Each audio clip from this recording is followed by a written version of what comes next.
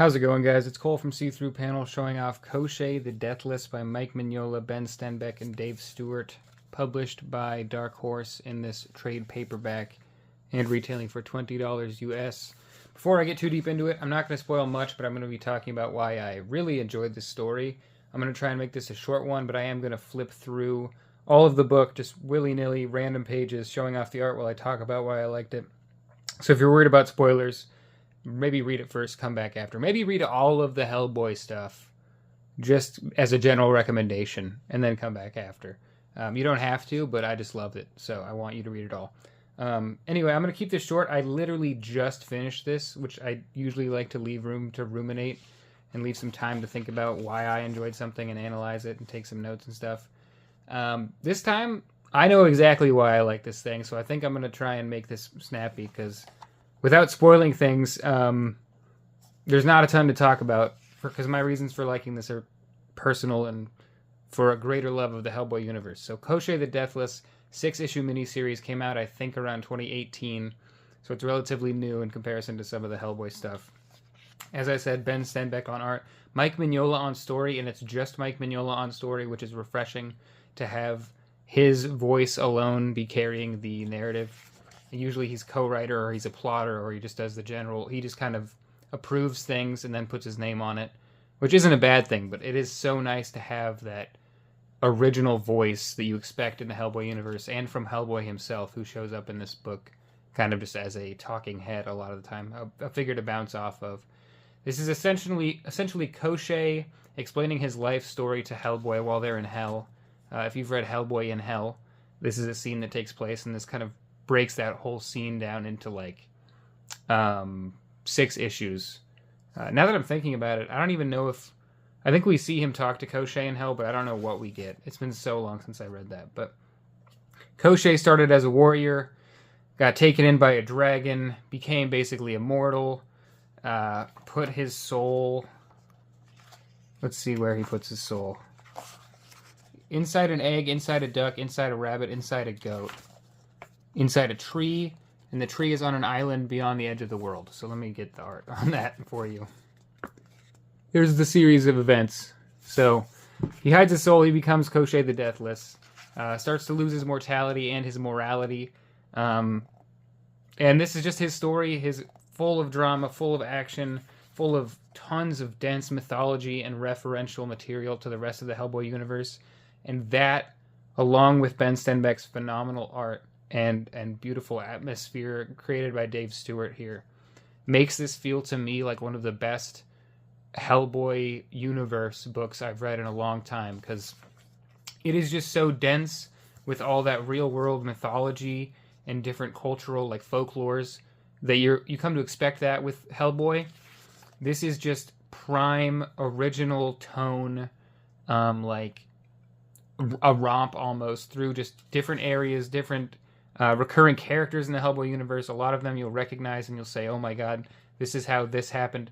It kind of sets the stage for a lot of things that happened a long time ago and tells you, in one area there's a story where Hellboy like is in a horrible situation with this mythological figure, and there's a sword on the ground and he picks it up and stabs him. How did that sword get there? That's answered here. It just kind of it's almost like the Forrest Gump of Koschei. He's just kind of weaved through all of Hellboy's life and has such a great effect on the greater story being told. I'm going to run out for 1 second and stop that sound. There we go. That's right. We don't do edits here.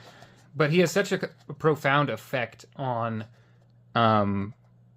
just all of the narrative that's happened in the Hellboy story without us ever knowing that he had that effect. And so I thought it was really great storytelling, and I think the amount of world building and notes that Mike Mignola must have for himself, unless he just lives and breathes this stuff all the time, he's got to have pages and pages and just dozens or hundreds of pages of notes about what happened. There's got to be a timeline or something, because he knows the beats of this story so well, but they've taken the place in the real world over 20 years, more than that, far more than that actually, and there's no possible way for him to have this.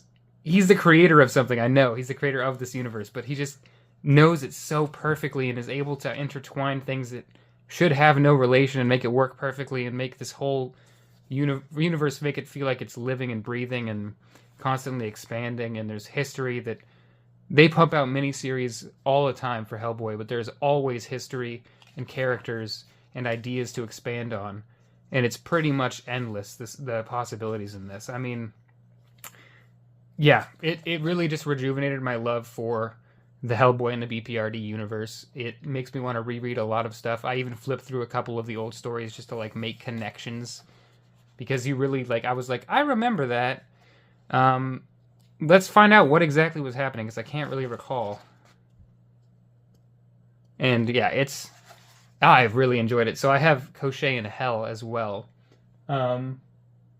It's a hardcover.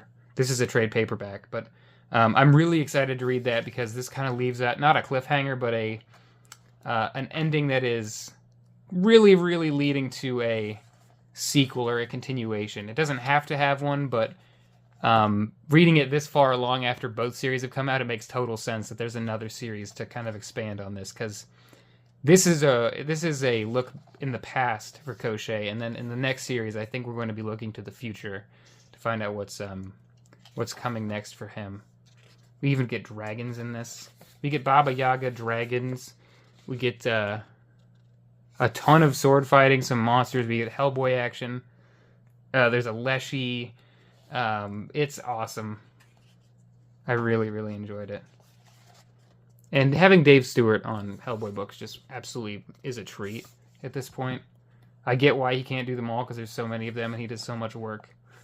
There's that character again. But, yeah. I'm going to be done rambling about this. There's going to be a video on Koschei and Hell probably next week, because I'm going to be reading it immediately. I want to start right now, but it's 2 a.m., so I shouldn't. But, yeah. If you've read this book, don't spoil Koschei and Hell, but tell me how excited I should be. And also, please tell me your favorite Hellboy story in the kind of Hellboy universe, because I don't own all of them, but I own 95% of them, and I want to kind of fill in the blank in spots I've missed, reread some stuff, because I'm just feeling really into this whole Hellboy thing right now. But thanks for watching, guys. Peace.